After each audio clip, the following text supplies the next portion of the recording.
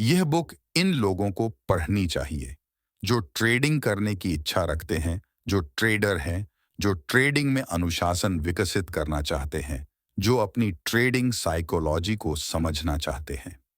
लेखक मार्क डगलग द्वारा लिखित the discipline trader book financial market पर लिखी गई अब तक की बेस्ट किताबों में से एक है। मार्केट में पैसा बनाने के लिए डिसिप्लिन की आवश्यकता होती है और ये किताब बताती है कि हम किस प्रकार डिसिप्लिन के साथ अपने सिस्टम को फॉलो कर सकते हैं। ट्रेडिंग करना एक साइकोलॉजिकल खेल है जिसमें अगर डिसिप्लिन आ जाए तो ये मैनेजमेंट के साथ चलती है और डिसिप्लिन चला जाए तो ये सट्टेबाजी पर उतर आती है। अनुशासन हर व्यक्ति के द्वारा कहा और सुना जाने वाला एक मानसिक विचार है। हर सफल व्यक्ति बताता है कि डिसिप्लिन जरूरी है, लेकिन अनुशासन विकसित करना उतना आसान भी नहीं है, क्योंकि यह पूर्ण रूप से मानसिक अवस्था पर निर्भर करता है और मानसिक अवस्था को बदलने में अभ्यास और समय की आवश्यकता होती है। भावनात्मक रूप से ट्रेडिंग में होने वाली सभी प्रक्रियाएं मानसिक साइकोलॉजी कहलाती हैं।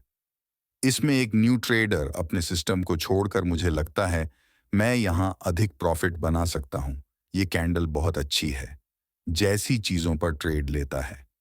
ट्रेडिंग साइकोलॉजी सही से विकसित न होने के कारण हम मार्केट से प्रॉफिट नहीं बना सकते। इसके कई कारण हैं, जैसे पहला, हम आधा अधूरा होमवर्क करके ट्रेडिंग करने जाते हैं। दूसरा, स्टॉप लॉस हिट हो जाने के बाद भी ट्रेड को ऑपोजिट दिशा में चलने देते हैं। तीसरा, प्रॉफिट होने पर प्रॉफिट चला न जाए इसीलिए थोड़ा सा हरा दिखने पर काट देते हैं। ट्रेडिंग में 80% साइकोलॉजी और 20% मेथडोलॉजी, फंडामेंटल और टेक्निकल काम करता है, ये हम सभी जानते हैं। हमारी साइकोलॉजी जितनी अच्छी हो, हम उतनी ही जल्दी लॉसेस की मानसिकता से बाहर आ जाते हैं। हम रिवेंज ट्रेडिंग के शिकार नहीं होते।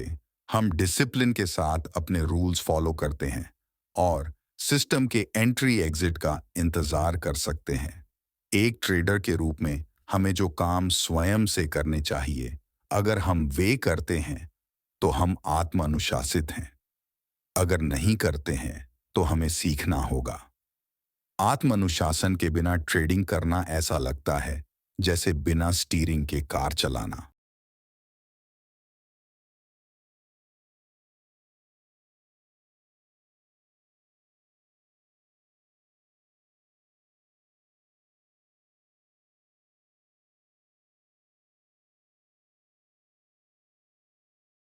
आत्म अनुशासन के बिना हमारी ट्रेडिंग लाइफ चल नहीं सकती, वह बहुत जल्दी ही धराशायी हो जाएगी। आत्म अनुशासन ट्रेडिंग में वह मूल तत्व है जिससे ट्रेडिंग में भावनाओं को नियंत्रित किया जाता है। जैसे हम स्वयं सोचते हैं कि हमें ट्रेडिंग करनी है, तो हमें स्वयं सोचना होगा कि हमें ट्रेडिंग होमवर्क और रूल्स भी फॉलो करने होंगे। ट्रेडिंग में हमें कोई दूसरा नहीं सिखा सकता, हमें स्वयं सीखना होता है।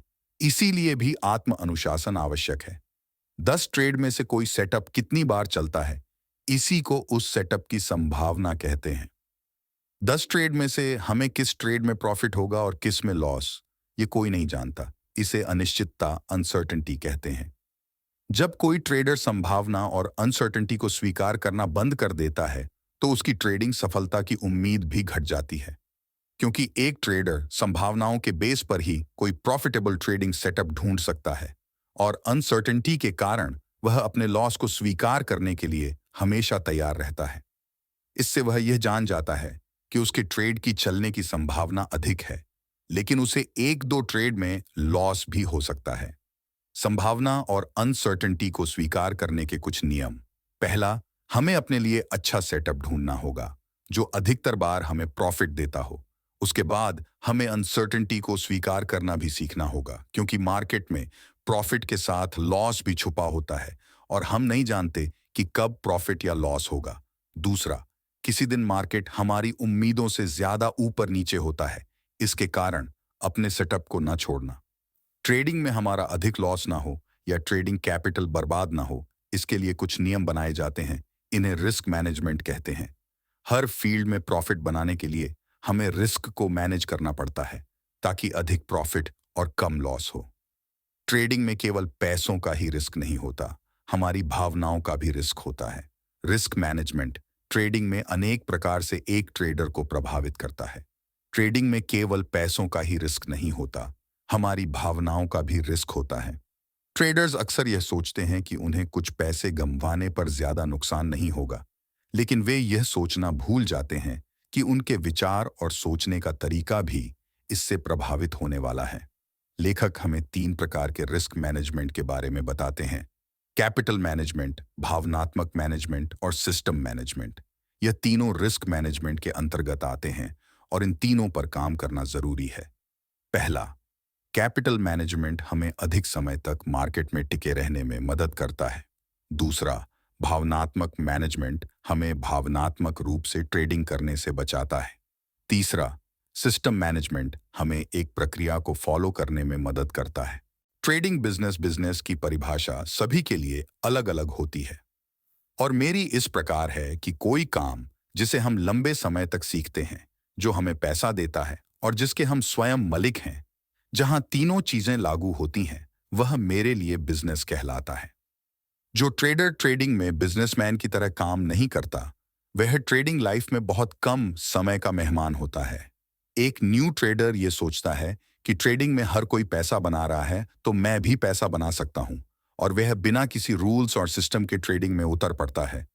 लेकिन वह यह भूल जाता है कि यह एक बिजनेस है। जब ट्रेडर्स ट्रेडिंग को बिजनेस ना समझकर पैसे बनाने की मशीन समझने लगते हैं, तब वे ट्रेडिंग में अपना सारा पैसा गंवा देते हैं। बिजनेस सिस्टम और नियम पर बना होता है। सफल ट्रेडर्स इस बात को जानते हैं, इसीलिए वे अपने सिस्टम को फॉलो करते हैं और गलतियां होने पर उसे अपडेट भी करते हैं। कहते हैं कि नियम समय के साथ बदलते रहते हैं और अपने सिस्टम को भी समय के साथ अपडेट करते रहना चाहिए। ट्रेडिंग बिजनेस के अनुसार हमें अपने नियम, प्रॉफिट और लॉस को एनालिसिस करना जरूरी है। निष्कर्ष, इस बुक समरी की 5 महत्वपूर्ण बातें इस प्रकार हैं। पहली, ट्रेडिंग में भावनात्मक उतार चढ़ाव को मैनेज करने के लिए ट्रेडिंग साइकोलॉजी को समझना जरूरी है। दूसरी, आत्म अनुशासन एक ट्रेडर को ट्रेडिंग प्रक्रिया फॉलो करने में मदद करता है। तीसरी, संभावनाओं को ढूंढना और अनसर्टेनिटी को स्वीकार करना हमारे ट्रेडिंग सिस्टम को बेहतर बनाता है। चौथी, एक ट्रेडर को हमेशा अपने रिस्क पर काम करना चाहिए, क्योंकि रिस्क हमारे हाथ में है और प्रॉफिट मार्केट के। पांचवा, हर ट्रेडर को यह याद रखना चाहिए कि ट्रेडिंग एक बिजनेस है।